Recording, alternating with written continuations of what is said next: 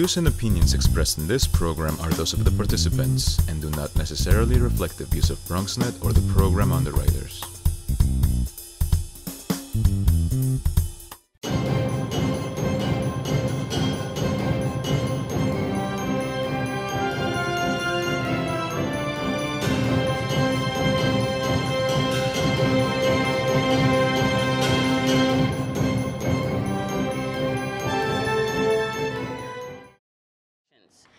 Good morning, everyone. My name is Marika Scott McFadden. I am the Deputy Borough President here in God's country, the Bronx. Hi, my name is Gilberto Alvarado. I'm the Community Liaison for Councilmember Diana Mr. Gonzalez, Councilman Montgomery's office. Joseph McManus, Councilmember Torres. Garcia, Councilmember Gibson's office. Shannon Knox, Councilman Salamanca's office. Bill Holt, Chair Board 12. George, Community Board 12. Rosemary Ginty, Chair Community Board 8. Chicago, District Manager, Community Board 7. Good morning, everyone. I'm Ken Brown, District Manager of Board 5. Good morning, Kathleen Saunders, Chair Board 4. Roberto Crespo, Chair Community Board 2. Good morning, Rob Acevedo, District Manager, Community Board 2. Good morning, Stephanie Baldwin, District Manager, Board 1. Marisol Halpern, I'm the Director of Borough Operations, Borough President. Tom Lucchini, Director of Community Boards for Borough. Over here, starting in gallery. I'm Dane Kimball, Mayor's office. Good morning, Susan McSherry, New York City Department of Transportation and Alternative Fuels Program. My name is Samir Dalal with the Waterfront Alliance. Karen Ennis with the Waterfront Alliance. Sarah Jordan with the Waterfront Alliance. Over here. Sorry. Good morning, Eric Carlton Downey, Department of Health. Good morning, I'm Bill Bags, New York City Emergency Management.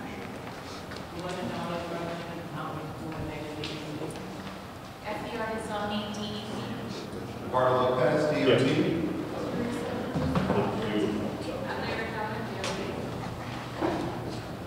John, introduce yourself. John, introduce yourself. John Dudley, District Manager, Board 3. Thank you very much. Thank you, everyone. As always, I'm very happy to be here with you and to see you all and your happy, smiling faces. We'll just jump right in. Pursuant to Chapter 4, Section 85, and Chapter 69, Section 2706 of the New York City Charter, a joint meeting of the Bronx Borough Service Cabinet and Bronx Borough Board will take place on Thursday, December 13th, 2018, starting at 9:15-ish at 851 Grand Concourse Room 819.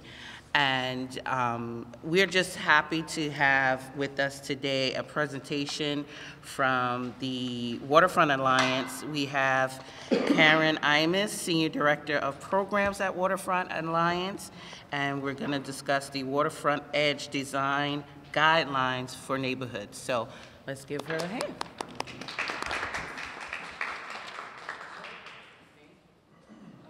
Good morning, everyone, and thank you so much for having us this morning. My name is Karen Imus. I'm the Senior Program Director at Waterfront Alliance, and I'm joined by two colleagues this morning, Samir Dalal and Sarah Doherty.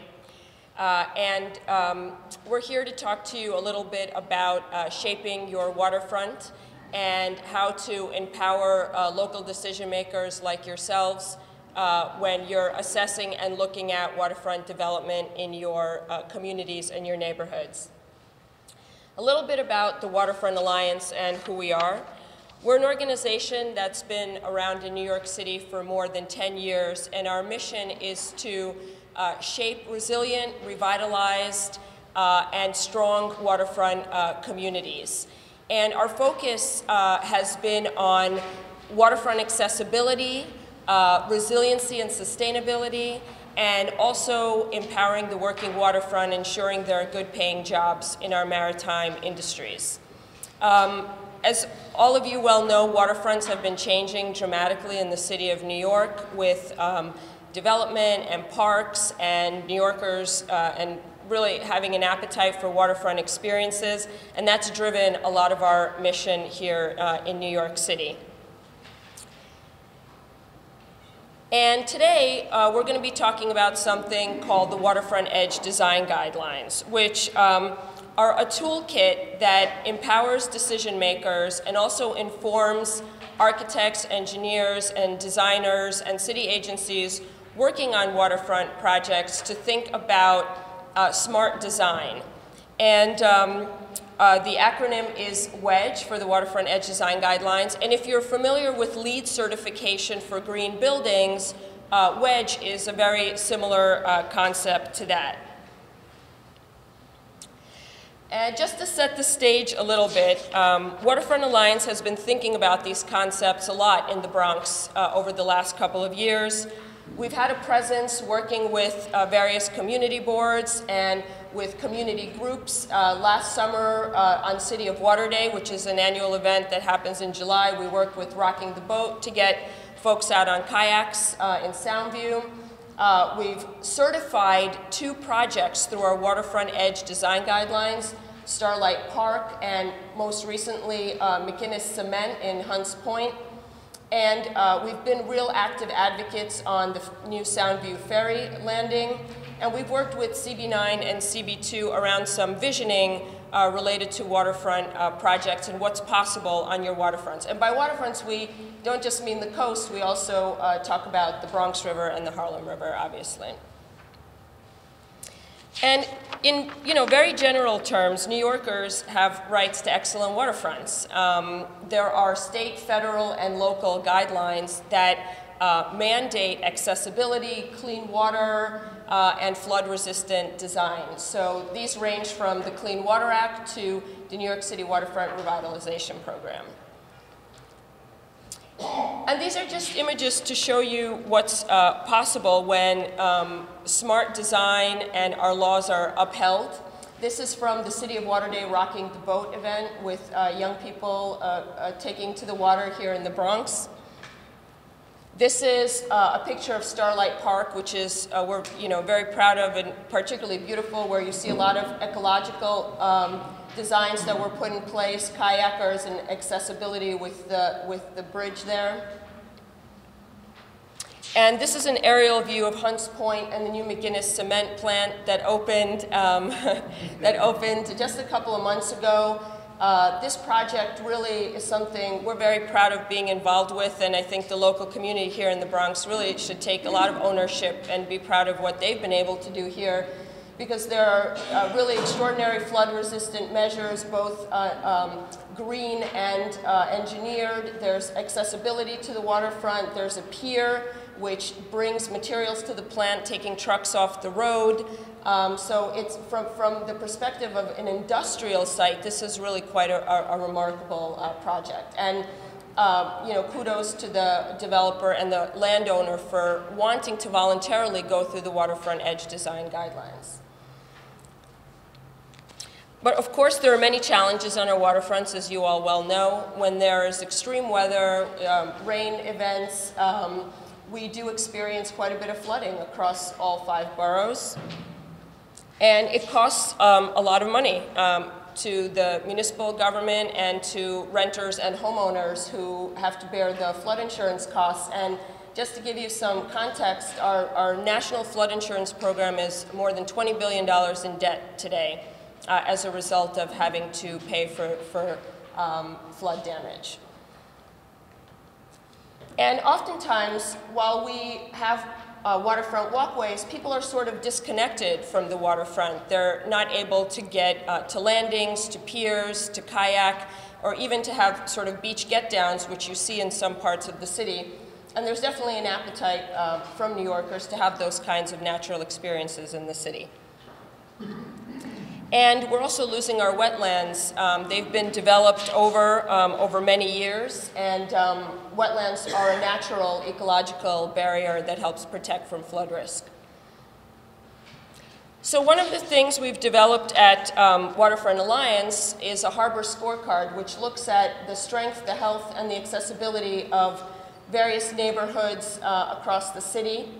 And you know, here in the Bronx, and if you look at New York City and the question of how many people have a 50% chance by 2060 of a major flood in their homes, you have about a 7% population there. And in the Bronx, it's a smaller percentage, but when you look at particular neighborhoods on the waterfront like Throgsneck, you see that 6% of the population has a pretty high flood risk in the coming years. So after we developed this scorecard, we started thinking about, well, what are the tools that we can put out there into the world to help people make some good decisions on waterfront development.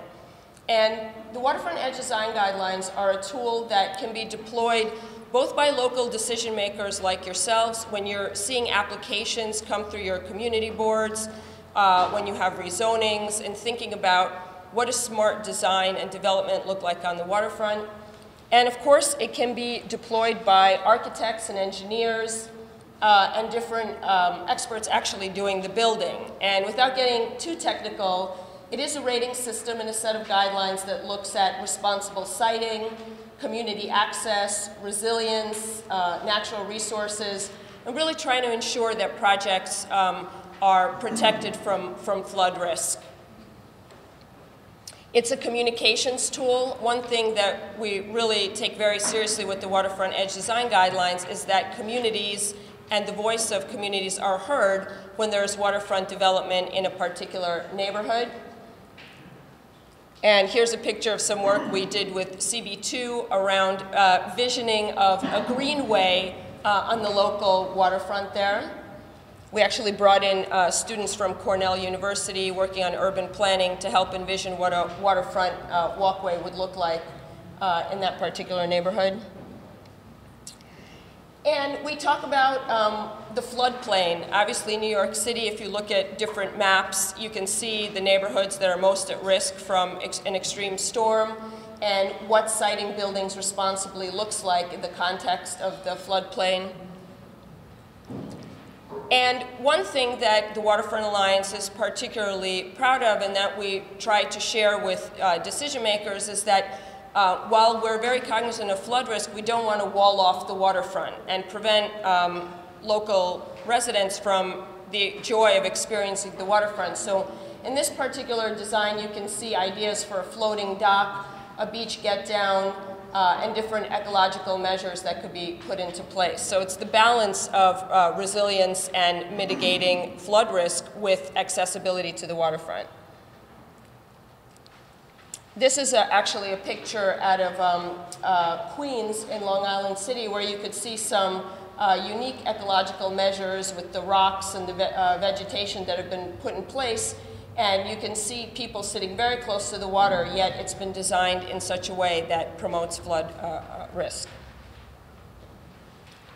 And so the Waterfront Edge Design Guidelines are completely voluntary, completely free. This gets in a little bit in the weeds of what the application and review process looks like if a particular developer or landowner or city agency wants to go through the process.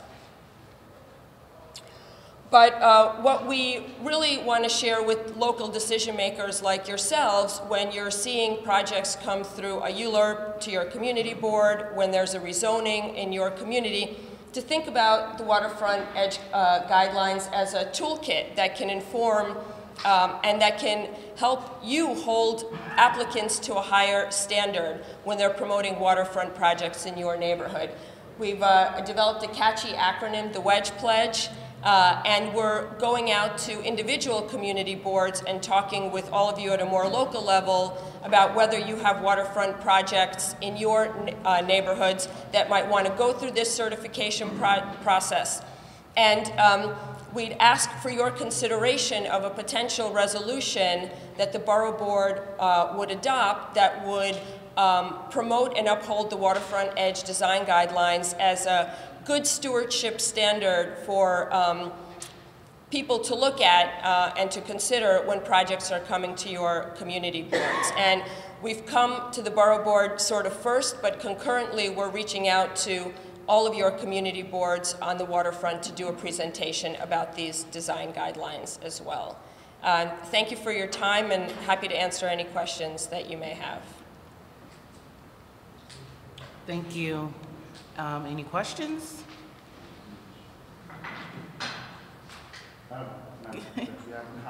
Yes, please. Yes, the question is after, press the microphone down.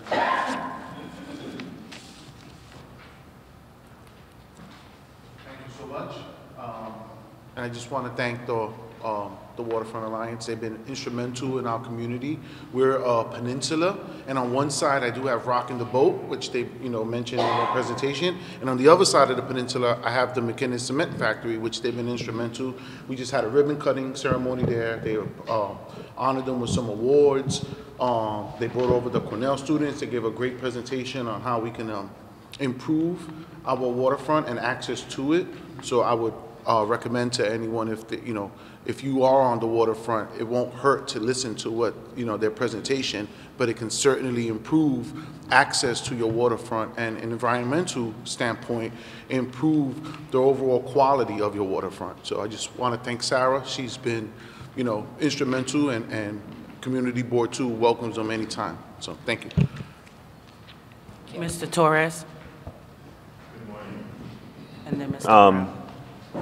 So I live in Co-op City, and well, most of the Bronx is a peninsula, or it is a peninsula. So we're bounded by water on 3 sides. I happen to live in one of those communities that was built, I guess, before you guys came about. You mentioned that there are mandates, state and federal, for waterfront, I guess, properties. What do you have in place, or what does a community like Co-op City that's already built have to get access to the waterfront? Because literally the waterfront's within touching distance, but there's fence, there's shrubbery, brush. You can't see it in the summertime because of all the greenery that's blocking your view, and in the wintertime it just looks like a hot mess. And that's true of many of our communities. There are not many waterfront properties that are left that are going to be developed. How do you implement a design change for communities that are already built out? Thank you for that question. So one of the things that Waterfront Alliance does very proactively is in a community like yours where the waterfront is inaccessible, we like to try and do a community visioning session, whether it's through the community board or some other local civic organization, to understand from local residents what it is they really would like to see on the waterfront, because these things can really vary from community to community. Would people like to see an esplanade? Would people like to get on the water? Would people like a ferry landing? And make an assessment of sort of that menu of options.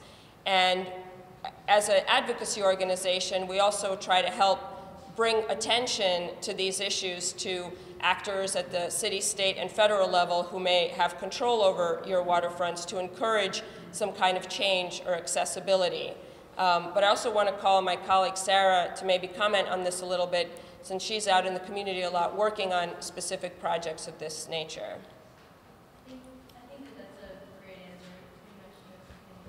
We need it. You need a microphone. Come on up here.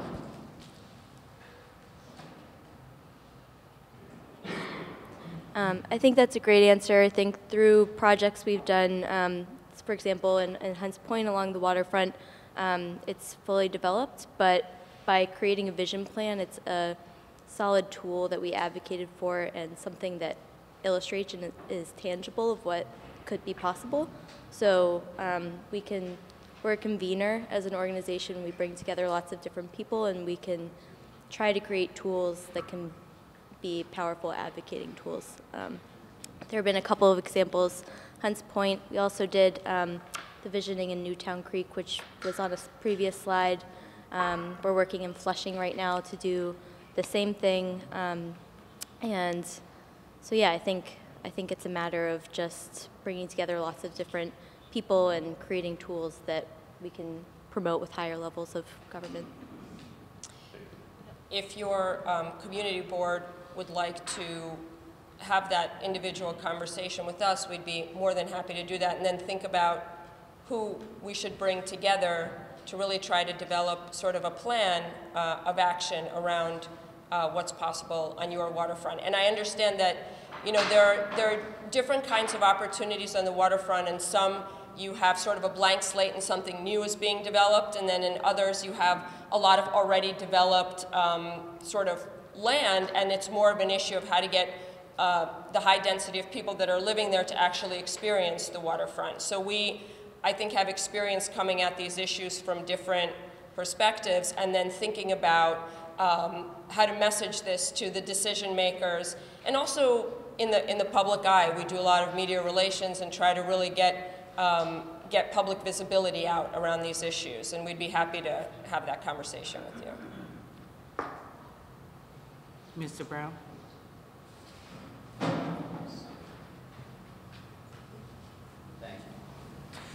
Thank you very much. Although our community board has very limited access to the waterfront, it's still a vital element.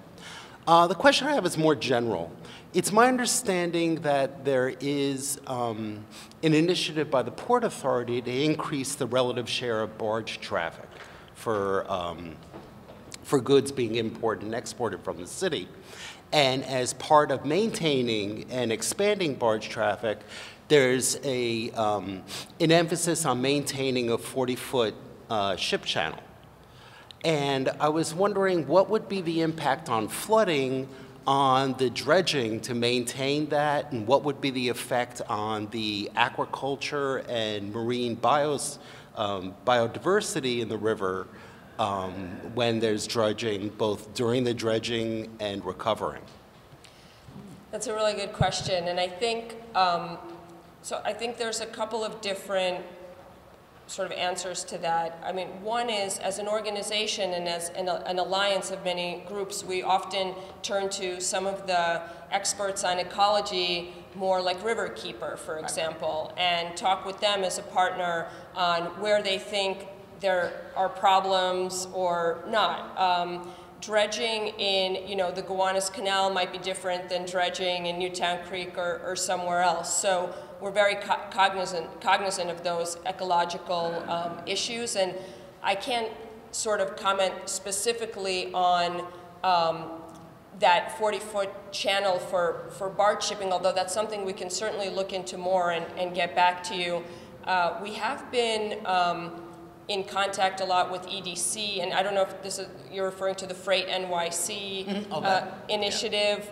And we do think that there's a lot to be said for, maritime industries in the working waterfront, and they're good paying jobs and a way to keep New York sort of central in this industry and to get trucks off the road. Right. So I think it is about striking a balance and understanding like the costs and benefits. In some cases, the dredging, the cost of the dredging, the ecological possible damage of the dredging might outweigh, a particular geographic location. So you might look elsewhere where there's less dredging needed. And I've certainly seen that with some of the ferry discussions that are going on about, is it worth it to dredge dramatically somewhere to get a ferry terminal versus somewhere where it already is sort of kind of ready-made.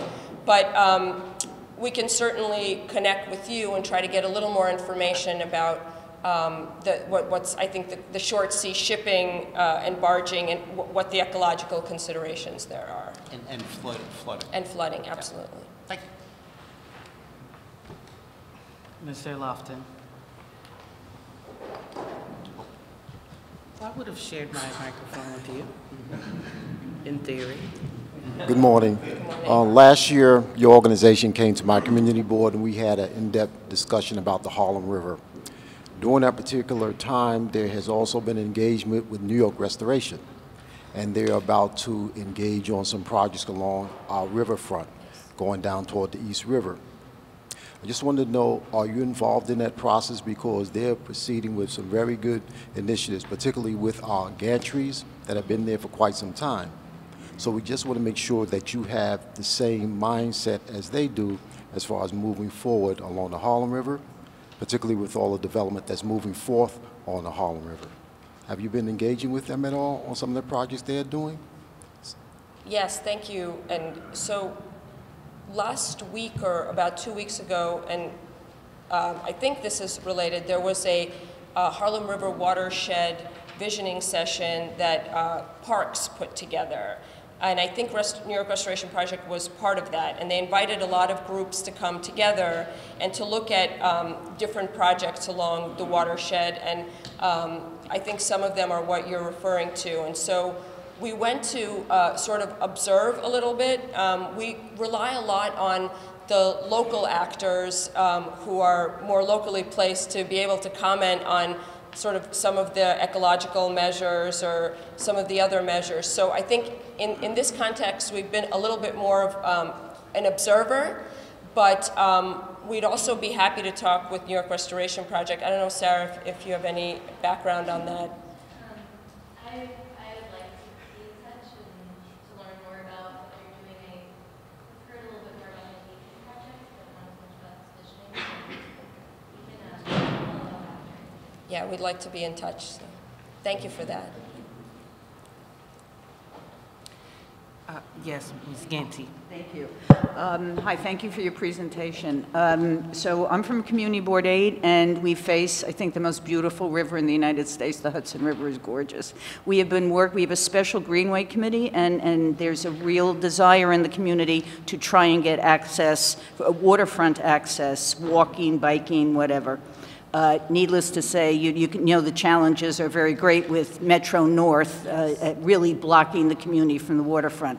Having said that, we just completed a very large engineering study done by Metro North and funded by State Senator Klein. We now need to do another study, a deeper engineering study. My question for you is, can you assist us? Do you have sources of funding to do studies or partially fund studies that would help us move forward in this?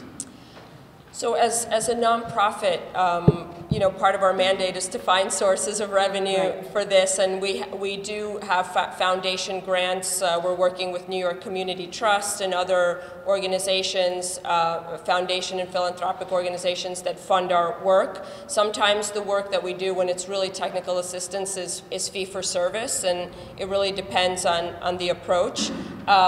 We would be happy to sit down with you and with the engineering group to see what's possible. Something like the Wedge Certification, which I described here, is actually free. It's you know, funded by grants that we've had in the past, and it enabled us to do a sort of a free technical service model. But if it's something that is a deeper dive, then we might look to potential other philanthropic support for an effort of that nature.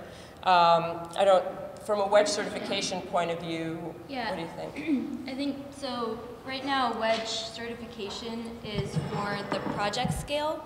So we certify individual projects, but for larger Greenway projects or visionings, we use Wedge as a framework more broadly to think about access, ecology, and resilience for bigger projects. So I think that's something that we could definitely work with Community Board 8 to apply these principles to projects and then illuminate specific access challenges that we can advocate for, if that makes sense. Thank you.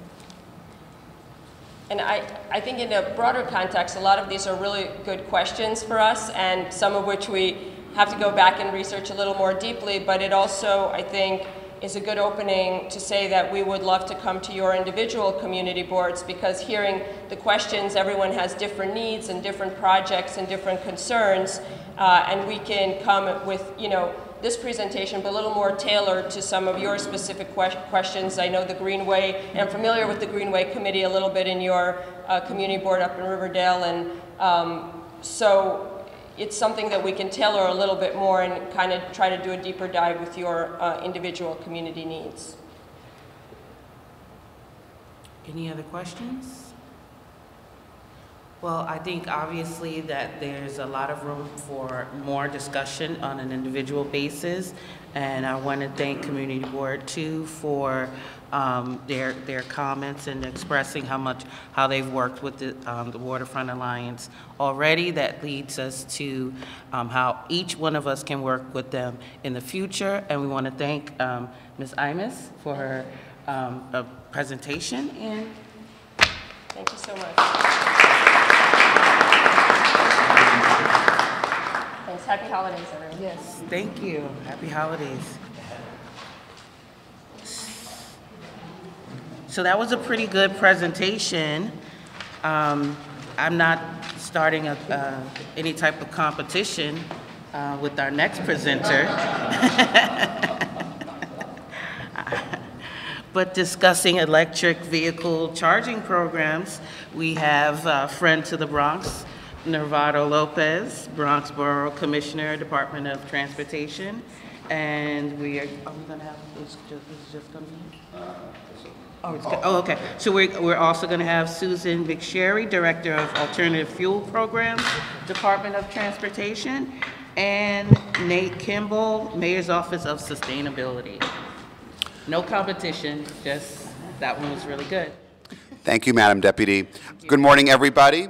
Again, my name is Navarro Lopez, Bronx Borough Commissioner for the Department of Transportation, and we're here to talk about electric charging stations that we hope to pilot in the Bronx and throughout the city.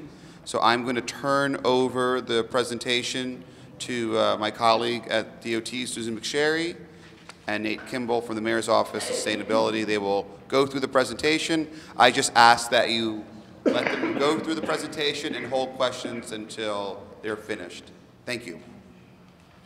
Thank you, Navarro, and good morning, everyone. Very happy to be here.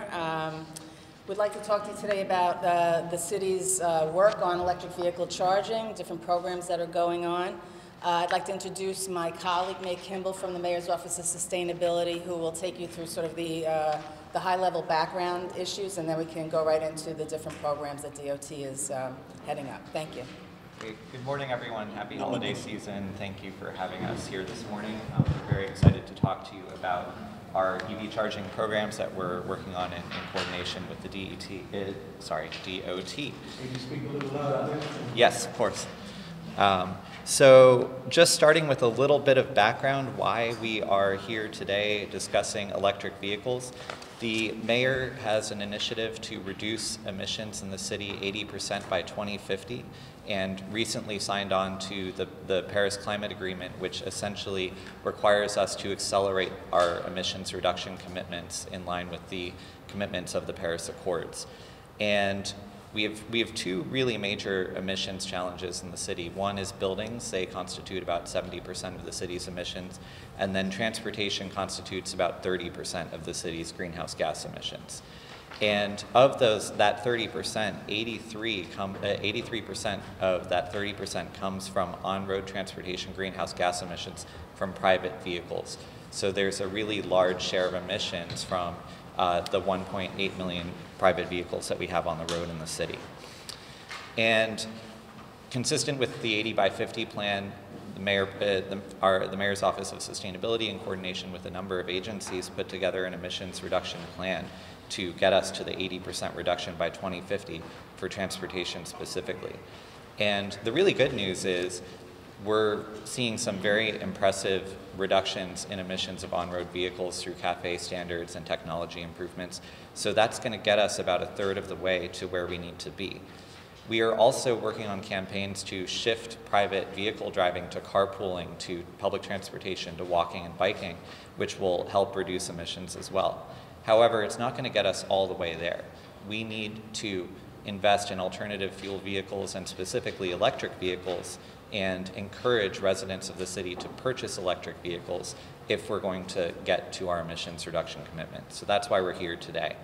So the mayor set a goal last year that by 2025, 20% of new vehicle registrations in the city would be for electric vehicles.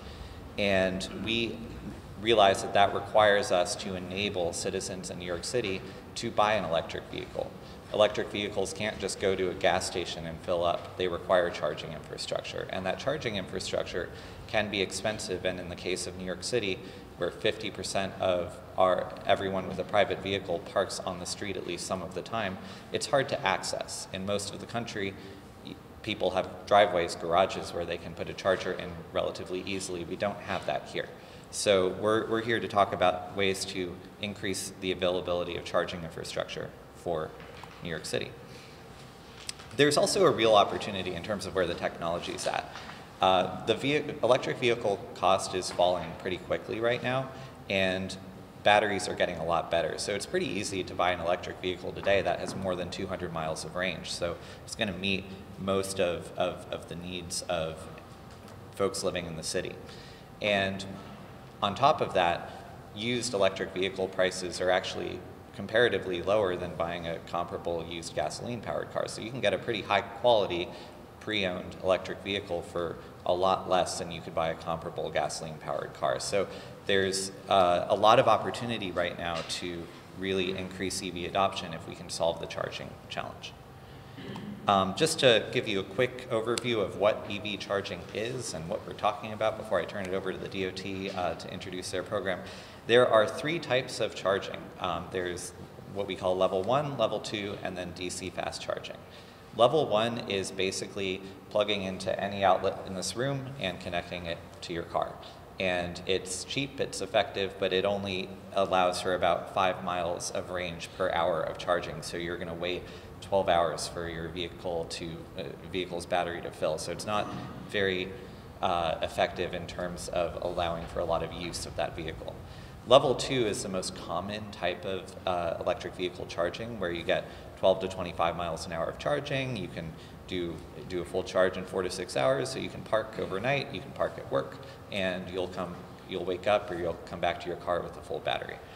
And then there's DC fast charging, which we think of as similar to a gas station, where you're pulling in, it's a very high-powered charger, and you're getting 100 to actually over 600 miles per hour of charging, so within 20 or 30 minutes your battery's full. So we're here to talk to you today about level 2 and DC fast charging programs that we're proposing.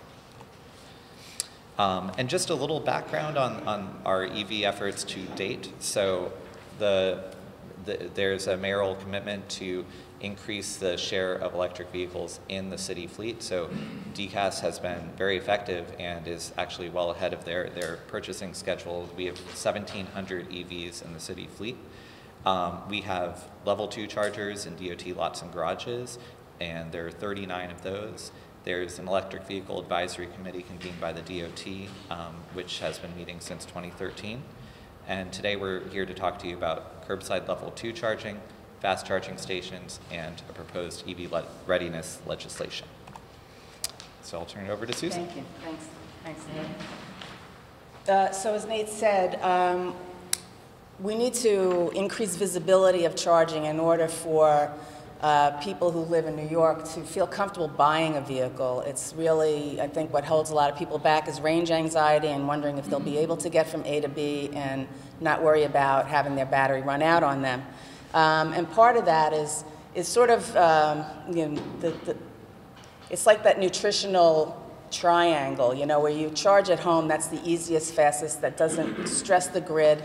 Work, you're driving there anyway, the car is sitting there, there's nobody using it. You can take sort of a level 2 charge and you come back to a full battery.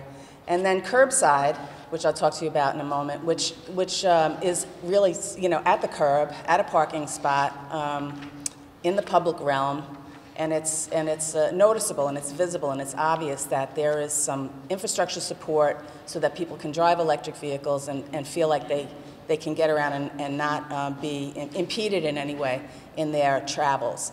And then finally, DC fast charging, which is like the gas station experience, which is more expensive, is a stress pretty much on the grid. It's a lot of power, it's a quick charge.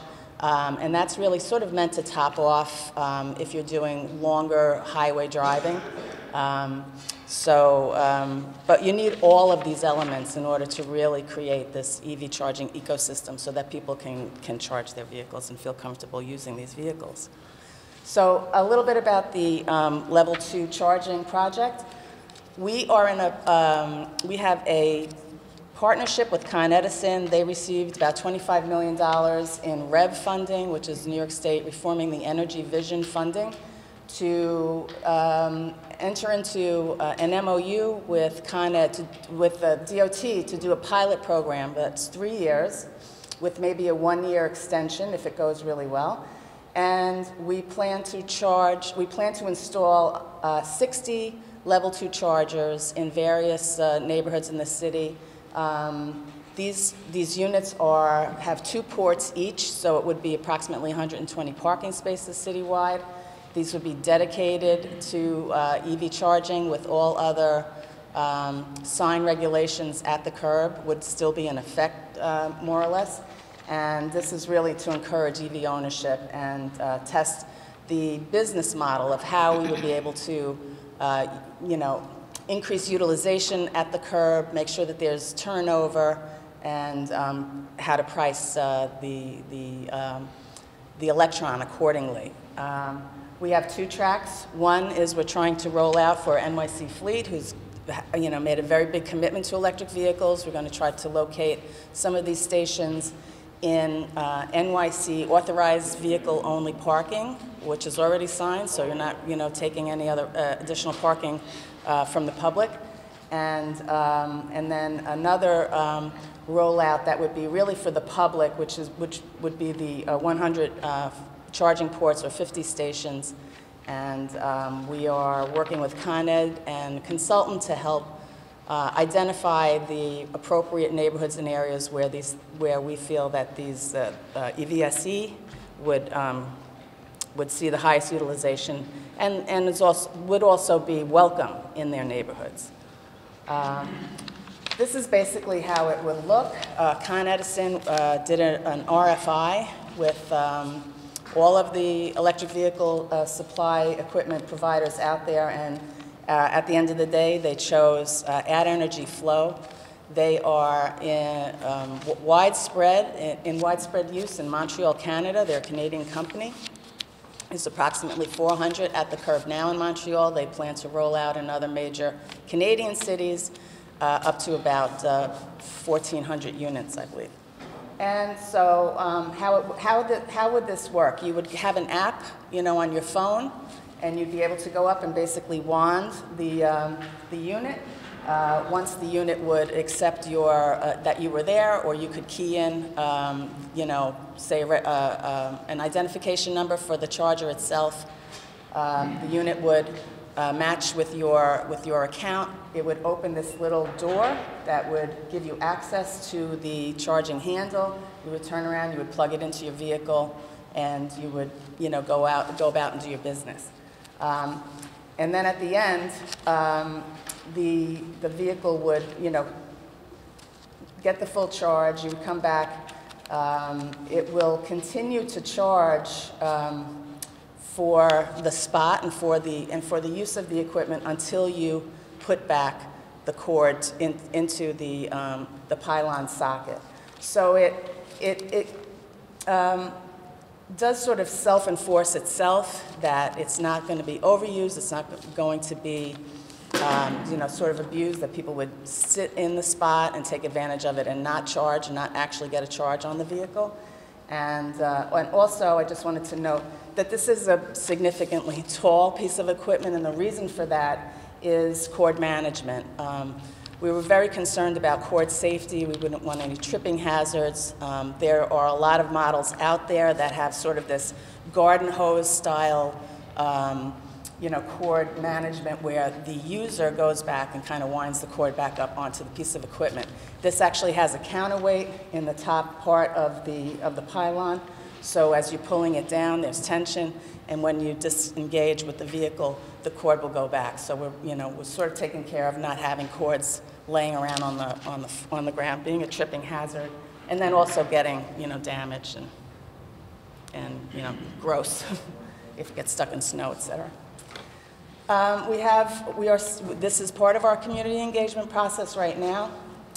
We have worked with WXY Studios, and we're currently working with HDR. WXY has just finished a study, a NYSERDA funded study called Curb Enthusiasm, and has worked closely with DOT to identify the different neighborhoods in the city that actually show lots of EV registrations, and we were looking at, geographic diversity, where we would think there would be a demand for this type of service and amenity. We hope to, as I said, it's a very small pilot. It's only 50, 60 units itself. So we are trying to selectively locate where they would be most useful to the communities. We are in the process of identifying those communities now. We're doing outreach to electeds and to bids in these borough boards. We hope in the next few days to launch a public portal so that you can actually go online and request a location. Where would you like to see one? Where would you not like to see one? And also an option for businesses that they can get on the portal and say, I want one in front of my business. We've had several requests over the years from different restaurants in various neighborhoods, that they would like to see one. As a matter of fact, Councilmember Cohen was one of the first letters that we received that said, hey, Riverdale would really like to see some electric vehicle charging. So we're excited about that. We hope to come, we hope to show up where we wanted. We don't want to push this on anybody, but we're hoping to have a very successful program. And so this is sort of the steps, the outreach, the feedback portal to get the feedback. We'll be working with our partners, and then we'll sort of whittle down where does it make the most sense to site these units. They'll be on maybe commercial overlay on main streets. There'll be spur streets off of commercial corridors.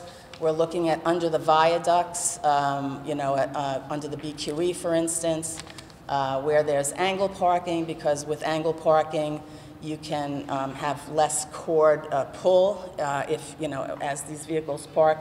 The vehicles themselves, there's really no standardization of where the charge port is on the car, so it could be mostly, I would say 60% are on the driver's side front, but they can be anywhere. They can be on the nose of the vehicle, they can be on the passenger side rear as well. So cord management and having that ability to stretch the cord so that you can get to any part of the car is also important as well. Angle parking makes that a lot easier. And we hope to finalize the location sometime in the spring. Con Edison will be in charge of doing the installations. We'll be working with Con Ed and the sidewalk management group. We are in the process of finalizing and working with the Public Design Commission. We hope to have our submission in next Friday to get approval for design guidelines for where these get placed.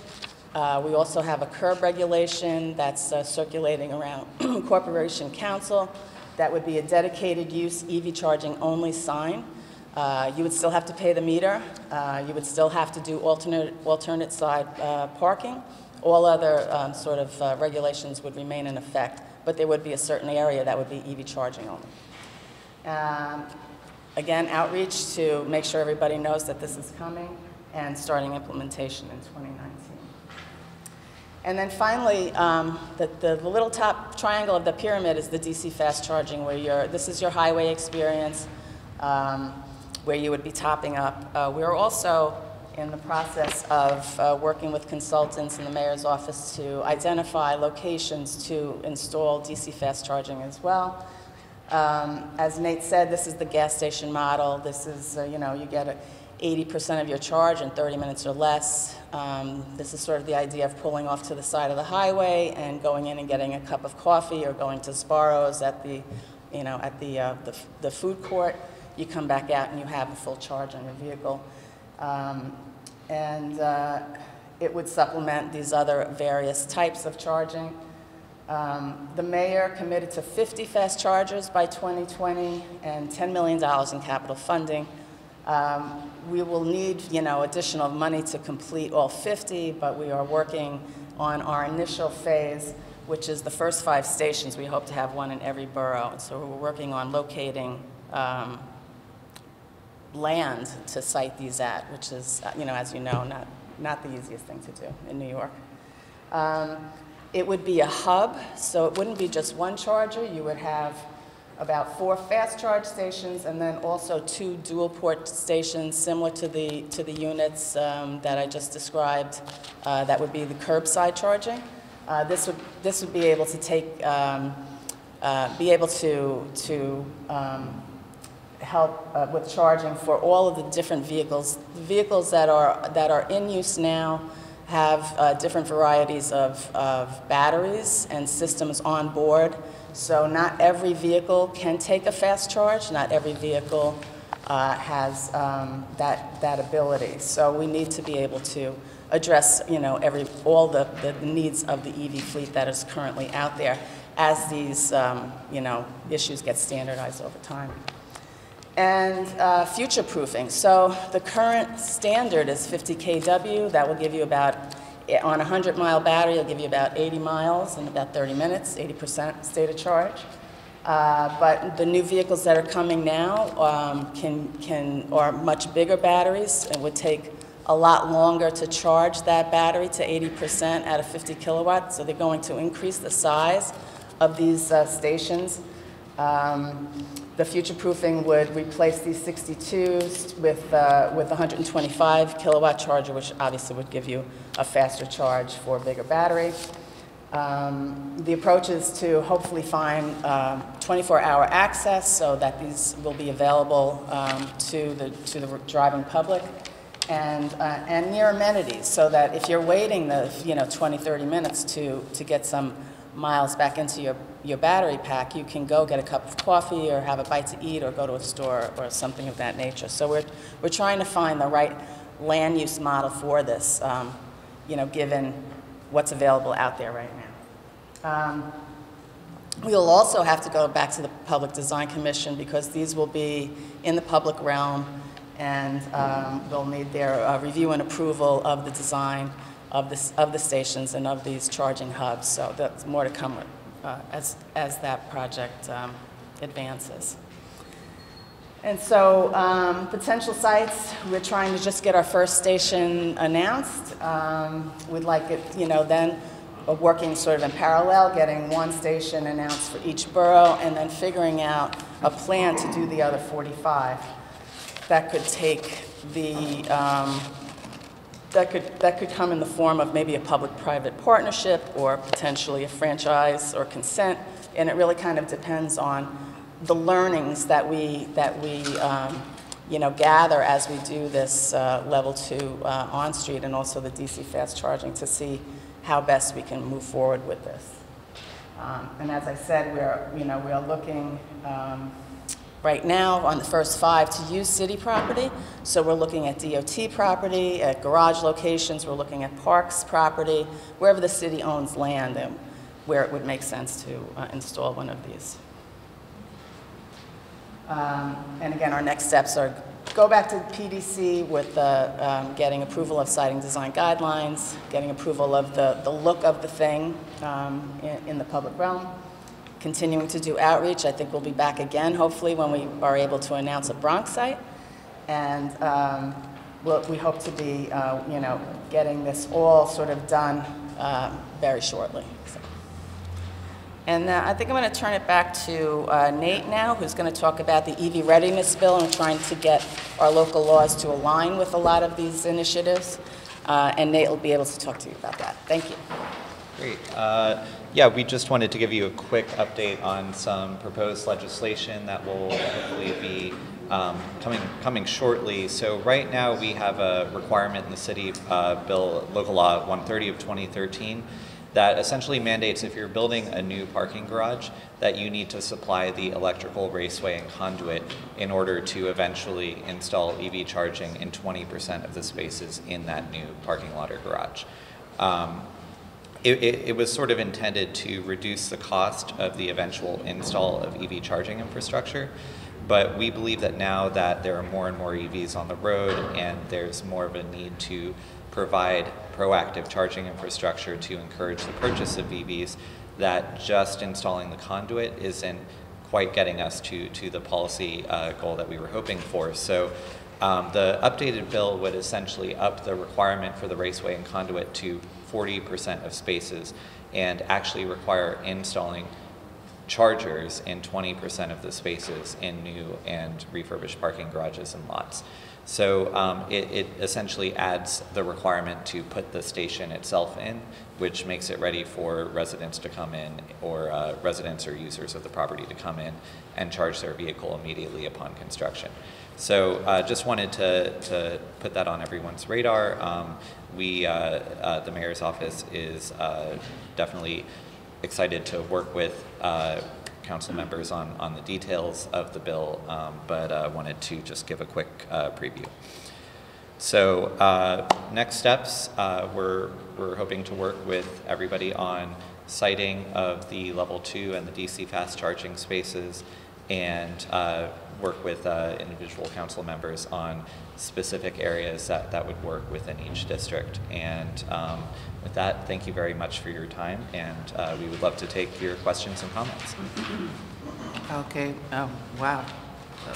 Mr. Acevedo, Mr. Crespo, Mr. Dudley, and Mr. Hall. In that order. I mean, Mr. Brown, I'm sorry. And then Mr.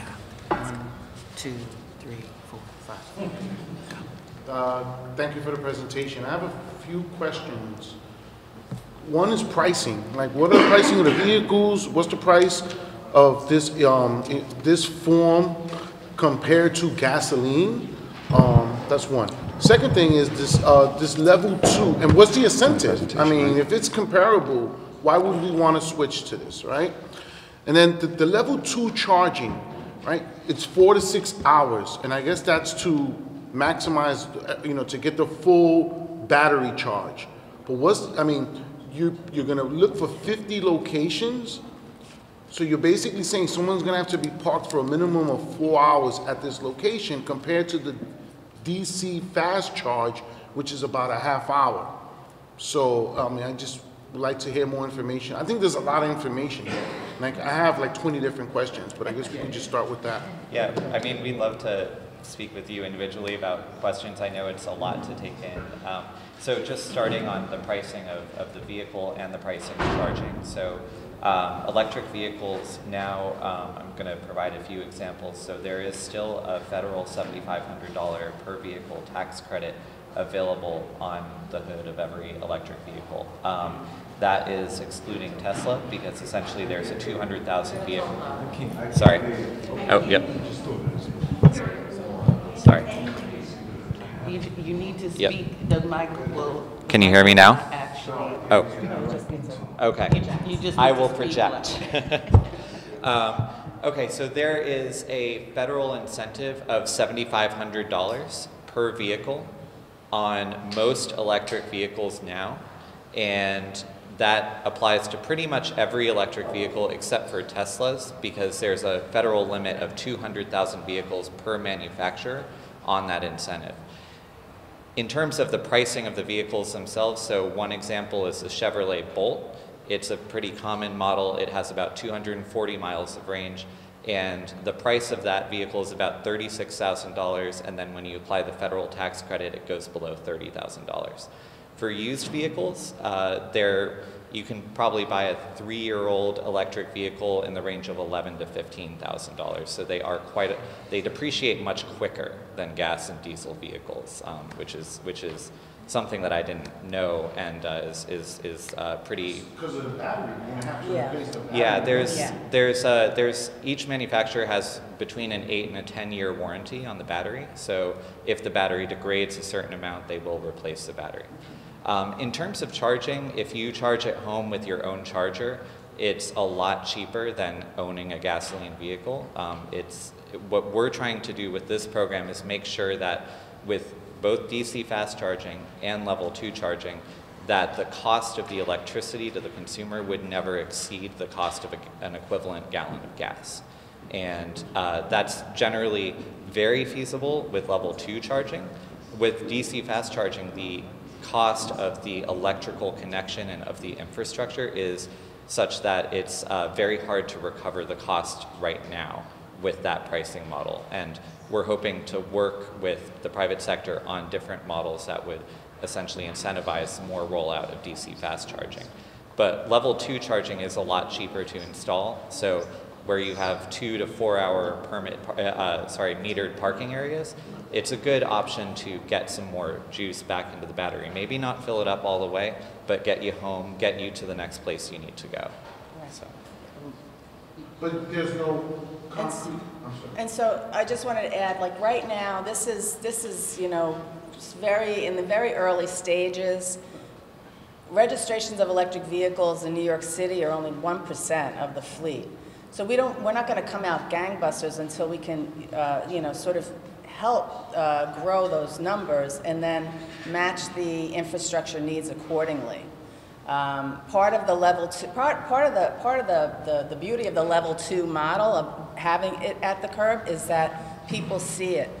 There is a lot of electric vehicle charging in New York City right now. It's all in the core, Manhattan core, and it's all in garages below ground where you would have to pay $50 to park in the first place and then charge. So what we're trying to do is really make electric vehicle you know, available and affordable to the rest of the population that doesn't drive into the core, that can't, you know, park underground, basically, and spend that kind of money. Just makes it just more affordable for everybody. As Nate said, when you're building and installing a DC fast charge station, there's demand charges that are associated with that. So unless you have a lot of vehicles charging at this, you can't sort of amortize, I guess, the demand charge that Con Edison would put on those stations. So instead of, you know, that being maybe you intuitively would think that would be the first thing you would want to do, is just keep it on the highways, you know, keep it fast, get going, go, go. And that's fine.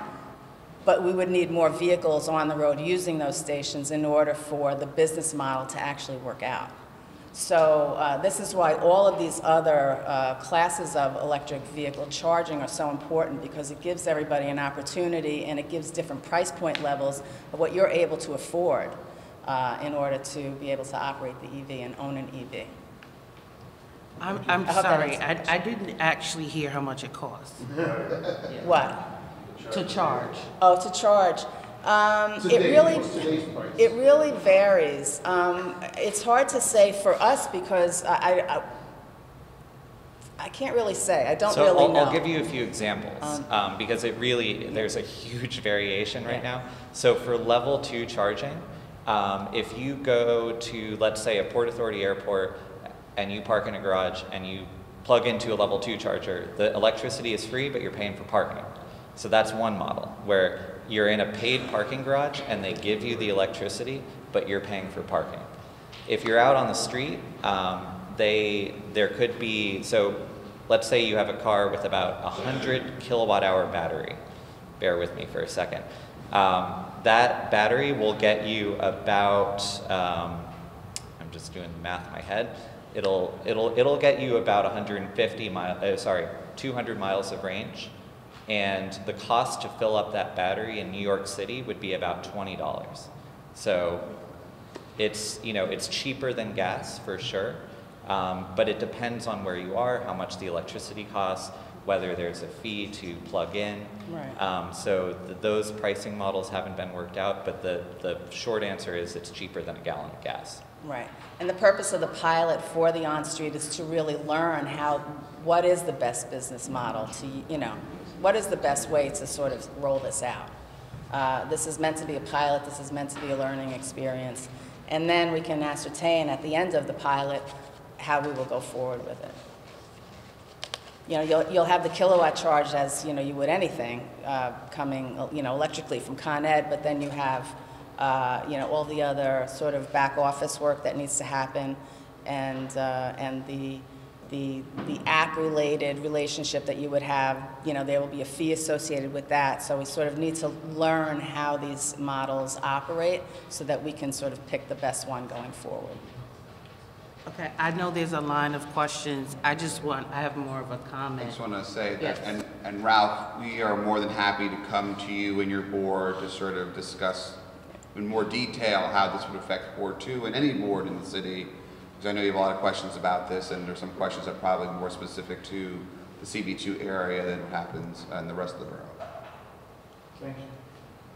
My comment is just in general in terms of the $200,000 federal cap on the incentive, 200,000 cars cap with the incentive, and there being that being just one point of how the electric cars are like not meant to really grow that quickly.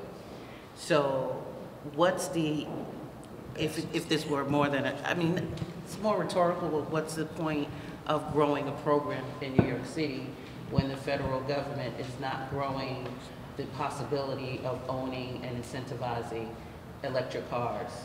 That's a really good question. It was more of a comment, but yeah, no, but I think there's, you know, the motive behind the 200,000 vehicle cap was that the prices of electric cars would come down to parity with gasoline-powered cars over time. And so that $7,500 incentive, just like most incentives that the federal or state or local government puts in place, is meant to go away once the market catches up. Now, there are proposals on Capitol Hill to extend the tax incentive and remove the cap, and those, you know, are subject to Washington, which we're not going to wait for. But the Chevrolet Bolt is now fairly comparably priced to a similar Chevrolet, and even without the incentive. And so you are seeing the cost parity come down. And especially on the used market where there's very high levels of depreciation, there's a really good argument to buy a 3-year-old electric car that's still has 7 years of battery warranty. That's much cheaper than a comparable gas car. So we believe that there are market forces that are actually going to incentivize purchasing electric vehicles versus gas vehicles even without any incentives. And the reason they're so expensive, or were initially so expensive, is because of the battery. And battery technology is advancing, and the costs are coming down, and range is extending even within that same battery pack. So that has something to do with it as well. Well, I don't want to monopolize. There was a list that I've currently forgotten. I hope everyone remembers. Ms. Cresswell. Yeah,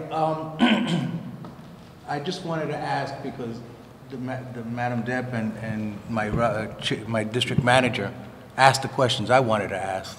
But you said garages. In developments of new buildings that have indoor garages, are they going to be required to have the curbside or the other one? They're going to be required to have the conduit ready within that garage space in the building. If you're talking about, you know, on property parking, conduit ready, and 40% of those stations actually with the electric vehicle charger there. The current requirement is that 20% of the spaces have the conduit ready, and the proposed new requirement is that 40% of the spaces have the conduit ready, and 20% of the spaces have the chargers installed. And this is still on the new development, building developments also? Yes. Right. New and substantially remodeled buildings, so they could already be up. These are only for the garages on the property. Right. This is not for on-street. This is only for garages on the property. I guess we'll... Well, the EV readiness bill is for garages. The garages only, yeah. Okay. Mr. Brown. Yeah, sorry.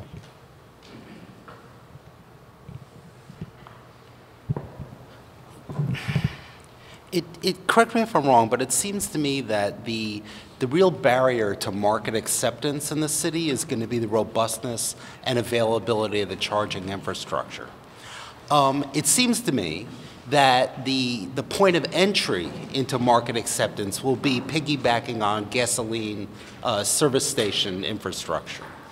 So if you're a local gas station owner and I'm going to install the infrastructure for this electrical charging, half an hour per customer is a big lift. I mean, now it takes what, like a minute or two to fill your tank, and now you're asking for half an hour. That's a lot to, you know, that's a big cost.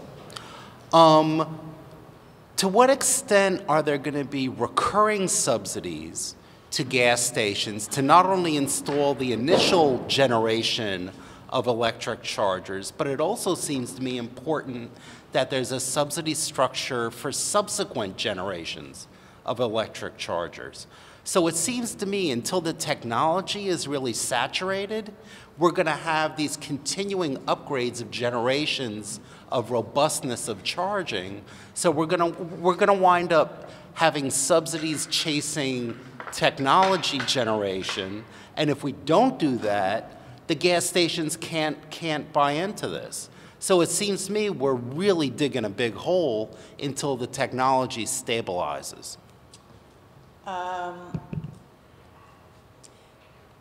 In working on alternative fuels, one of the early types of fuels that we thought was going to be very promising and going to be widespread was the use of compressed natural gas in the light-duty fleet. We had local laws on New York City vehicles for that. It never took off because the gas stations found that to be direct competition to selling gasoline. Whether or not that happens in terms of EV charging, I think remains to be seen. The gas station owners are private people who engage in a contract with whoever that gas station is badged with, whether it be Shell or Sunoco or what have you. There is a law now in the state that does protect them if they want to have different fuels on their property. That the oil company can't stop them from doing that.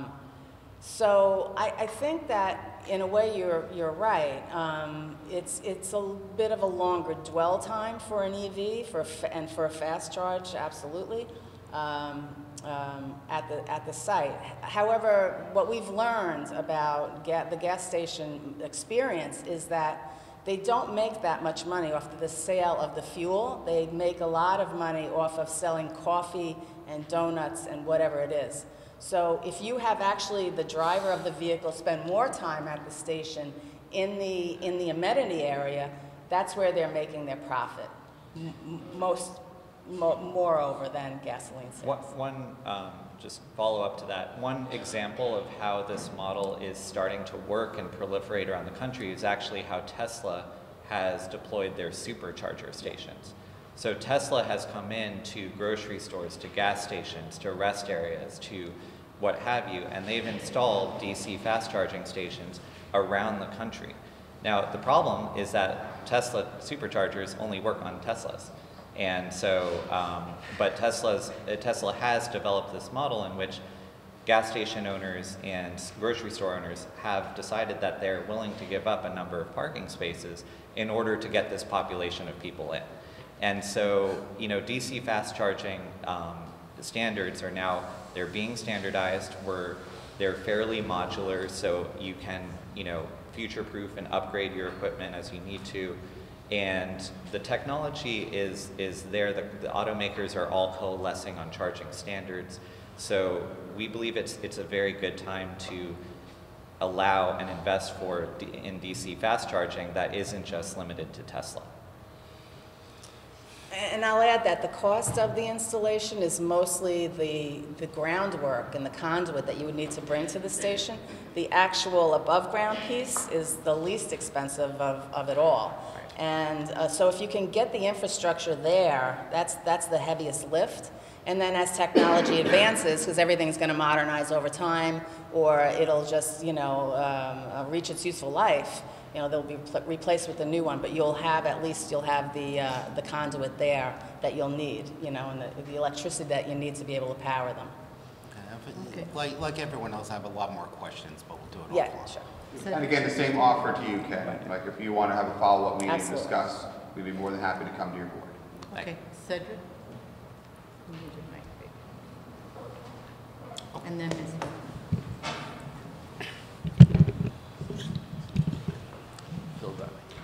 I won't go into all of the questions that everyone else has and additional questions that I have, but could you tell me a little bit about what you plan to do on the arterial highways that DOT is involved in, and do you plan to have any stations there on those highways associated with what you're going to do in the garages now and the other points? So the city arterial, the DOT arterial network doesn't have many, if any, sort of pull-off service stations. There's actually a prohibition on federal interstates to install these gas stations, fueling stations on the highways now. The ones that are there now, like on I-95, are grandfathered in. You actually can't do it anymore. So most of these will be, have to by process of elimination be embedded in the communities themselves. So we have to find just the best, land use location, where does it make the most sense to install it. And again, the distance to, the electric mains and the community, the registration of the vehicles in the community, all of this will come into play as we look for the best solution for locating these sites. I just want to add one other thing. Electrify America is also, a thing that's happening. This is a result of the Volkswagen diesel settlement, and Volkswagen has set up its own sort of company called Electrify America. They are also, in addition to Tesla, doing these nation coast-to-coast charging networks. Electrify America will be doing that as well. So, and there's also actually an EV corridor. There's a corridor program that the Federal Highway Administration sort of approves as signage pending or signage ready, and there is a system in place with Federal Highway Administration that can take a look at these different corridor networks, and the community and the Clean Cities programs and the DOTs of those various areas can actually look at the minimum distances between one EV station and the next EV station, or even natural gas station, all of the alternative fuels that are out there, and actually create corridor networks. And then that information can be easily communicated to drivers as to where they can go. If they plot a route, that it will show them where to go, that they can get the charging and the fueling they need. There's a lot of tools out there for this. Quick follow-up. Sure. In the Bronx, have you seen any profile out of research that determines that a lot of EV vehicles in a certain section at this point, either Teslas or otherwise? So Nate's office did a little research on the number of registrations in New York City in the 5 boroughs, and the Bronx has the lowest number of EV registrations of all 5 boroughs. That said, because the New York City fleet has taken a leadership role in trying to lead by example and increase the number of EVs and zero-emission vehicles in our own fleet, we've sort of created our own clusters based around the different civic centers. And so we'll be looking again at those areas. This is why we split the level 2 pilot project into trying to locate some of these stations where NYC fleet vehicles exist, where their offices are. In the case of the Bronx, it could be this building, the area around this building, or maybe the area around Arthur Avenue. We haven't actually gotten a request from any of the city fleet people to do an on-street for NYC fleet in the Bronx, because there is sufficient off-street charging available for the number of vehicles that are located here. But again, as that number rises, we will have to look at all the different varieties of fueling options in order to be able to support not only our own fleet, but the public fleet as well. Ms. Hill? How does this fit into all the buildings who have large garages? This is a two-part question. In newer buildings, they're not really required to put in parking. So you're going to lose charging spaces, say, there. But now, is there incentive for older buildings that have large parking garages to get some sort of incentive to put in a charging station in their buildings? So, very good question. There are so in a residential primarily, or on a residential? Yeah, you could, there are incentives from the New York State, the New York State Research and Development Authority, or NYSERDA, works in conjunction with the governor's office, and they offer, I think, $2,500 rebate for vehicles.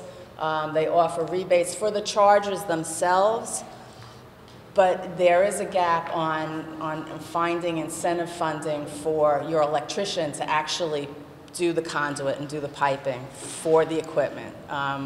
There isn't an incentive that I know of right now for that. That could be looked at in terms of, you know, I don't know, maybe some tax abatement type strategy, you know, as, you know, like they did with the windows back in the day for energy efficiency. You know, there was like a J51 for the building that you could kind of, you know, if you did a major capital improvement, you could get some tax benefit from that. That might be an option. I don't know going forward, but I'm speaking a little bit out of turn about that. That's not really that's not my lane. What we've seen is private garage operators are operating in a mostly reactive mode. So if someone comes into their garage and is paying a monthly fee and buys an electric vehicle, they put in a charger. And it's a reactive, oh, we have this car here now, we'll put in a charger. That's kind of how it's been working so far, but it's a good point, you know, that we should look at how to further the installation in those types of garages. Anyone else? Joe? The more electric vehicles you have, the more electricity you need, correct? Correct. So how do you correlate the pollution given off by a car and a powerhouse? And secondly, if you really want to get rid of pollution, this is a personal question because my grandson's going to be 4 next year, he's going to go to school.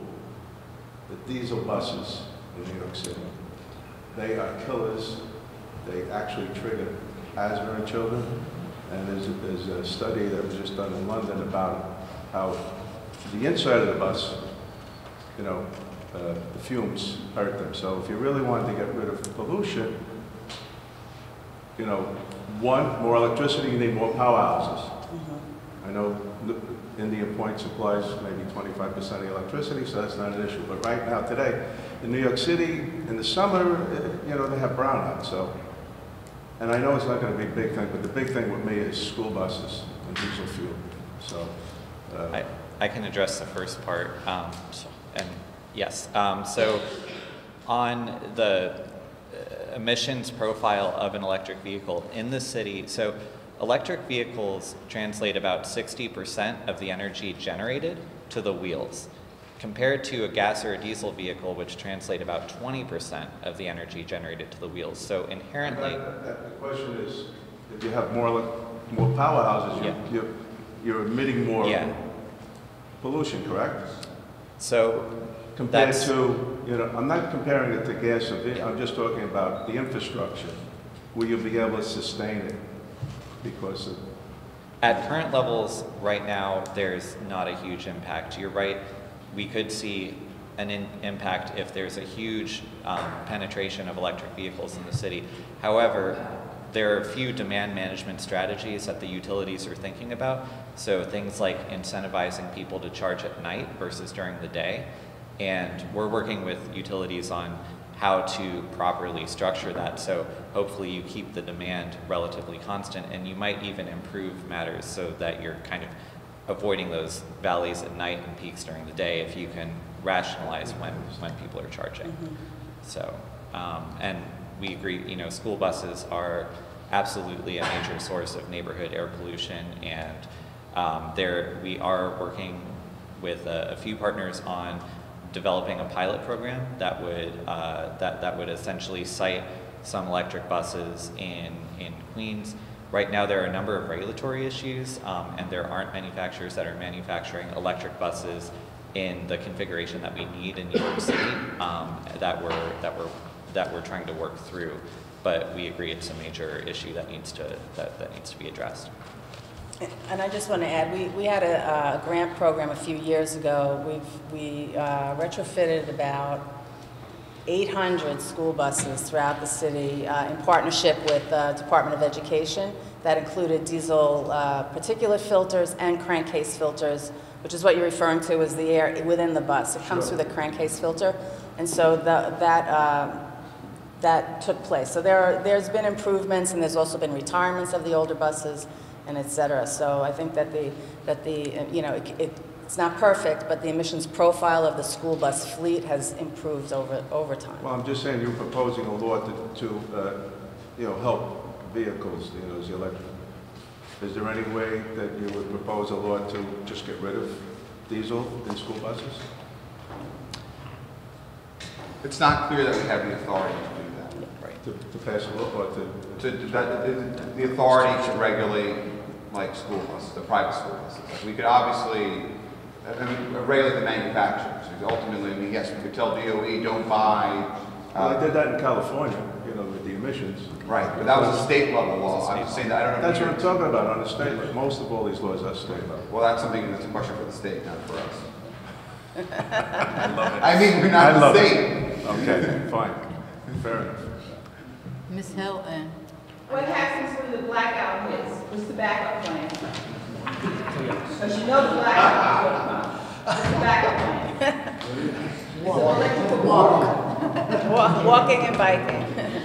Very good. Yeah, it's a good question. It's a really good question, and there's when you think back to Superstorm Sandy, we had major parts of the city that had no electricity. So if you had an electric car and you didn't have a backup generator, yes, you wouldn't be able to charge. At the same time, we were having major gasoline and diesel shortages, and so it was hard to fill up cars with gasoline and diesel engines. So, we definitely support that there needs to be definitely contingency plans for both electric vehicles and liquid fuel vehicles. If you didn't have power in your house and you had an electric car outside, it actually might have helped you keep your devices charged for a certain period of time. So there are resiliency benefits to electric vehicles that are very different than the resiliency benefits of liquid fueled vehicles. So we think that there's definitely, there needs to be a conversation about what that balance is, for sure. But, there's definitely risks associated with both types of vehicles. Yala. So the curbside parking spots for the electric stations, would they only be available for electric vehicles, or would there be signage preventing regular vehicles? So you would be taking parking spots away from the street for electric vehicles only. Yes, and we have yet to really, we're working on this CAPA regulation to get this dedicated use sign approved so that we can enforce it. Obviously, we want to put these, when we put these on the street, we want to make sure that if you have an electric vehicle and you pull up, you're not being iced, as they say, which stands for internal combustion engine, but iced out of that spot because there's a regular vehicle sitting in it. So we want to have the ability to actually enforce parking regulations on that. As to the timing of it, the meter situation will remain in effect, for instance, or no standing will remain in effect, except for. And so if there was already no standing, if that's the configuration in that particular community and we're looking at that curb segment and you have a no standing sign, you're actually not taking away parking because there was no standing there to begin with. In other cases, it really depends on the context of the situation. It could be on a residential street, so there might be an effect, but we would be trying to target these parking spaces in areas where there's a number of citizens that would be able to take advantage of it. For the time when the regulation sort of goes out of effect, like 7 to 7, we have really yet to decide how to handle that. But we certainly don't want people getting up at 4 o'clock in the morning to have to move their vehicle because they're in an EV spot. That we know is not going to cut it. So it's all going to be part of this pilot program, learning how to do the signage appropriately, learning how to enforce it appropriately, and learning about the business model as well. Yeah, thank you. John, did you have a question?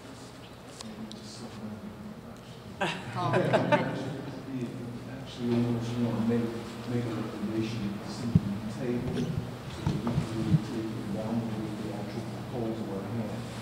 Because it's just so crazy because you mentioned that 30% of private cars are the source of 30%, right, of the GHG emissions. I'm really not clear in terms of what GHG means, but there's 60... Greenhouse gases. Greenhouse. But 66% are from stationary sources. Do we have a sense as to what is happening in terms of reduction of those greenhouse gas emissions for the stationary locations? I understand the efforts. We talked about the Paris Agreement. It was mentioned here. The city has its own efforts to create a fleet of city vehicles, at least 1.8 million that was cited, to convert that to electric. So I understand that in terms of the local laws that are in place now and what you want to do to ensure that the existing city fleet is environmentally sound, so to speak. Tell me a little bit about what's happening with the 66% of the current stationary uses. How are we measuring the success of the reduction in that, on that end first, before we even talk about? Yep. So you're right, about 66% of the city's emissions come from buildings. So it's our single largest source of emissions. And there have been a number of initiatives over the years that have been enacted to reduce emissions associated with buildings. So starting in 2009, there was a requirement that all buildings over 50,000 square feet benchmark their energy use and then essentially engaged in retro-commissioning to reduce those emissions. And over time, things like the New York State Energy Code have been tightened significantly for new buildings. So for existing and new buildings, there have been a number of initiatives to reduce the emissions, a number of partnerships with the private sector that have been put into place, and then initiatives like the Retrofit Accelerator, where the city works with private industries to incentivize and increase retrofits of heating and cooling systems, insulation, and so forth. There are a number of there's proposed legislation right now that would further incentivize the reduction of emissions in buildings. So there was a bill introduced to council last week, which my boss, Mark Chambers of the Mayor's Office of Sustainability spoke in favor of, and it would essentially allow for additional emissions reductions by 2030. I'm not the buildings expert in our group. I work on transportation initiatives, but I would be happy to connect you with our buildings team to speak about those initiatives specifically. As it relates to transportation. Okay. I understand. You mentioned, I know you mentioned also, in line with Con Edison and this revolving loan fund, it's going to be this proposed with about 120. Yeah, it's 60 flow unit chargers. Right. They have 2 charging ports on each unit, so it would equate to 120 parking spaces. Citywide. So it's really a light touch. It's not going to have a huge impact. Right. And we're going to try to make sure that you're going to have some real challenges now with the concern about available on-street parking is going to be another issue, and then the fact that the city could even make use of all 120 with the city fleet that exists now. I know we're talking about 20 spots reserved for the city and then 100, but it's going to be a challenge. Actually, I make a recommendation that this be tabled so that we can thoroughly evaluate the PowerPoint presentation and maybe come back again with some more concentrated, detailed questions that are going to look at this issue. You know, I understand the need to create a city, country that's going to be environmentally sound as it relates to greenhouse gas emissions, but this really needs to be thoroughly evaluated, just a bit more at length. You know. And at that time, we'll be able to get back to you with the link to the public portal. You can request to have one. You can request to not have one.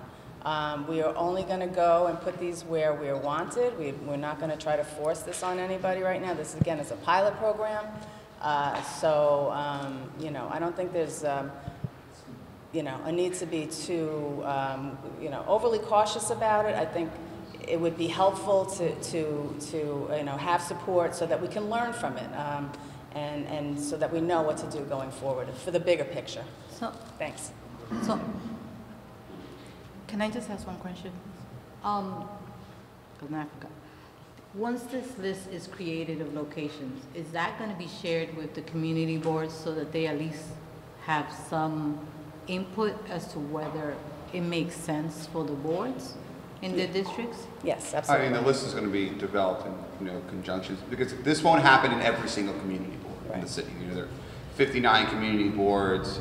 If we divide up those 120, it's like barely 3 spots per board. So it wouldn't, or less, actually less than that, like maybe 2 spots per board. So it won't be in every community board. And then secondly, I'm sorry, because there is such an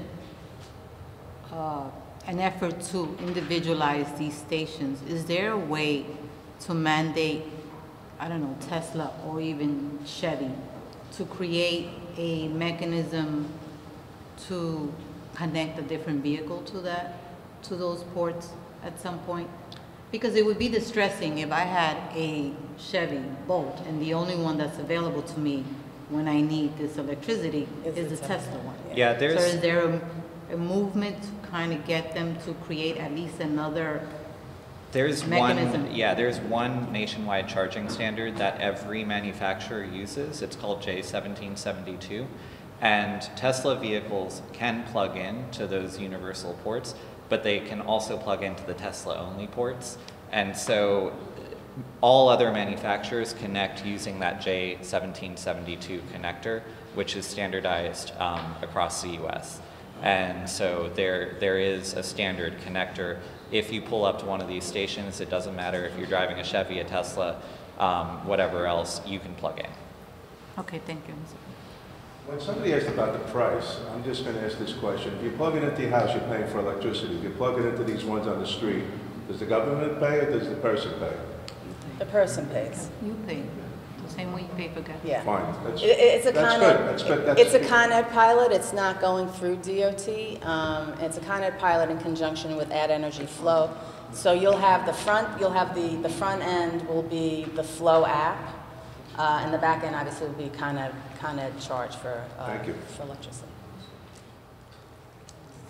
So on Monday, you go to the Public Design Commission on the standardization as far as the site itself and also related to the charging station, or is it just for the charging station? Well, yeah, so the submission is for next Friday for the January hearing. You need to get your paperwork into them soon. Because what I got from the Design Commission, so it's not going to be this Monday. No, it's not this Monday, no. Next Friday is just this, you need to submit your paperwork, your packet to get onto the agenda for the January hearing. The siting design is specific to the EV. We don't want to get too far behind. Con Edison has already gotten preliminary approval for the design of the station. Let me just put that back up here. They've gotten design. They went to the Public Design Commission. They had an industrial designer do all these renderings. The PDC said, okay, we have preliminary approval based on approval of the siting design guideline. So New York City has this furniture zone on every sidewalk, and has the family of street furniture and the different varieties of furniture, the benches, the bike racks, newsstands, etc. There are minimum distance requirements of how far apart these things need to be from one another. So what we're doing is we're going to the PDC and we're adding the EV charger into that as an item that can go into the furniture zone. So it is sort of specific to this. The guidelines are being updated, overall, but we are just going to be handling this for now. Okay, so yeah. Part of the overall street furniture design that the city utilizes. Right. We will have to be, X feet from the tree pit, from, the property line, hydrants, et cetera. Right. We're going to find a way to, put ourselves right in there. Thank you. Right. And that'll be the challenge. I'm sorry, that'll be the challenge. Is what we could find. We could get, somebody in the public portal can say, I really want one here at this street location. We'll go and we'll do a site survey of that location, and everything will be great on top. There won't be any street furniture on top, but there'll be maybe a subsurface issue, which will make it really not an inaccessible location. So a lot of this is going to be iterative and kind of, learn as you go until we can actually find the sites. So. It's a process. You have 100 questions. I'm only going to ask one. Can that be sent to us electronically, please? No, I will. The presentation. We'll send it. Thank you. Yeah, Thank you. we gave it to the Borough President's office, so they'll be able to distribute it to everybody. Thank you. And you have some printed copies as well. Yeah. We'll send it. And then there's a map as well, so you'll get that. And you'll get the other presentation as well as the proposed resolution for the previous item. Is there any other questions? Yes, just one question. Will you have anything, let's say, like a portable charger in case I run out of battery there and I'm not near a recharging station? Yeah. Like with gas, I can walk to a station and fill it up and go back to my car. But with this, if I run out and I'm not near a charging station, is there anything such as a portable charger that I can have with me at all times? As a matter of fact, there is. Go ahead, Nate. Yeah, there actually are. There are basically two ways. One is all the manufacturers have, if you call roadside assistance and say, I'm out of battery, they actually have roadside assistance teams that are equipped with portable generators to give you at least a few miles. So that's something that the manufacturers have done themselves. But there's another technology called, it's a new technology called Mobi, and it's basically like a little charger that's kind of like this big, and you can roll it around a parking lot and charge cars.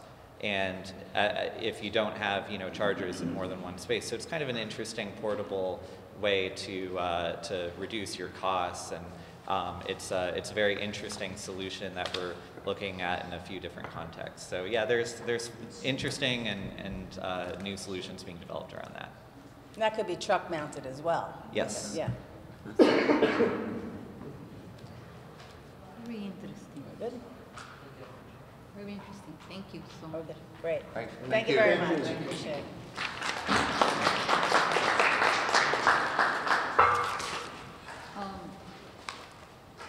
Do we have any announcements from any of the agencies? Any information that you want to share?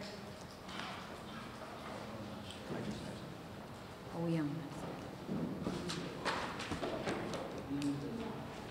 I'll make this quick. Can everyone hear me? Am I loud enough? All right. So our CERT team is coming back through the Bronx. Their classes are going to be starting up, I believe, late January, early February. So if you are interested in maybe posting that in your newsletters for people to sign up, I'll stick around after the meeting and pass out my business card. Also, just everyone is obviously aware we're in winter season, so just making sure you're kind of having that plan with your family in case anything happens, and just signing up for Notify NYC as far as getting those updates. With the Christmas season sort of right upon us, there's a lot of danger as far as trees and lights and those fires kind of starting. We just had one in Queens this morning, which I'm sure a lot of you saw on the news. So just want to make sure you guys are thinking about this and sort of passing that message along to constituents. Thank you. Good morning. Just a reminder, and I've sent this out before, but the application period for community board members is now in place. February 8th is the due date back. Please feel free to copy this, reproduce this, email it out in any way. I've already sent the actual applications to all of you. If you didn't get it, please let me know and I'll resend it to you. Any questions, please feel free to call. We'll be starting interviews beginning in January on the applications that we've already received, with the hope that we'll be complete by the latter portion of April, early May. Thank you. On behalf of the borough president, you got any business? Yeah. Go ahead. I think it's impossible to revisit getting the postmaster back here. We have some difficulties. The postmaster is in my district, and I don't know if I'm the only board that's having difficulties with the post office. The last time they were here, it was when the former deputy borough president was here, and I think if I'm mistaken, let me know, but I shouldn't be the only one having difficulties with the post office. I think it's time that we can revisit that and come back. So, And also, also, perhaps, I know that there was an audit. It was Councilman Salamanca was a catalyst for an audit of several stations within the Bronx, one of which included Boulevard Station, amongst others. Stations or post office? Postal station. I would ask, perhaps, then when we have a visit by USPS, that we can get a status update on progress made as it relates to that audit that was conducted. So this is what I would like, and I'll send an email to everybody. If there are any issues that you want to see on the borough board, please send them. If there are any questions that you want answered, please include it in the email so that they can be better prepared to answer. And we'll do it that way. Ms. Hill? No, I heard the post office also. We've had major problems with the post offices up in Community Board 7 area. They were either closed, people are not getting their packages, some of them are not ADA accessible, so there's a real issue with the post office. I understand that it's holiday time and people are getting thousands of packages, but the system and the service seems to be even more horrendous than normal. So, and then they closed some of them for well, we didn't know what the reason was. After the fact, we heard, oh, there was water damage, oh, there was a mouse running around, oh, there was some other problems happening. So then people had to go out of their way just to go to a post office, and for some seniors, that's real problematic. So there needs to be a real hard look at the postal service. That'll definitely be on the agenda for 2019. Again, thank you everybody for your service throughout 2018. We're also looking to, as we've been doing, consolidating these meetings, just to be conscious of everybody's time, because we see that a lot of you have been coming to 2 meetings, so we're trying to keep it to 1 meeting, and we'll be distributing the schedule shortly after. Okay? Thank you so much, and on behalf of the borough presidents, thank you.